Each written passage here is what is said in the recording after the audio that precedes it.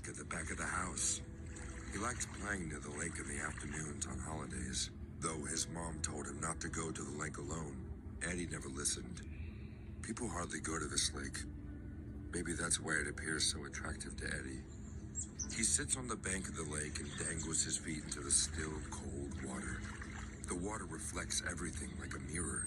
Eddie looks at the water and makes faces and ends up laughing on his own. Long trees surround the lake. With the slow wind passing by, Eddie could see those trees moving, as if they were dancing. Every holiday afternoon, Eddie secretly sneaks out of the house and comes here. One Sunday, Eddie was standing near the lake and skipping stones into the water. Suddenly, he saw something in the middle of the lake. He tried to look more closely, and what he saw shocked him. There was a hand floating on the lake. The hand wasn't moving, just floating still. Eddie asked in a surprised voice, "Hey, do you need help?" The hand didn't move. Eddie asked again, "Hello? Can you hear me?" The hand went underwater and disappeared. A thought came to his mind. What if someone is drowning? Eddie ran to the house to call his dad.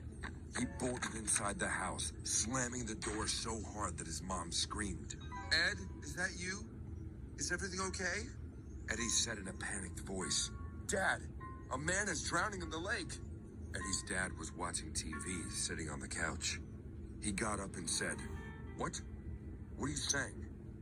Eddie went to him and started pulling his hand. "Yes, come on. You have to save him. He called me for help." Eddie and his dad ran to the lake, but by the time they reached the lake, there was no one to be found. The lake water was still, and the slow wind was passing by.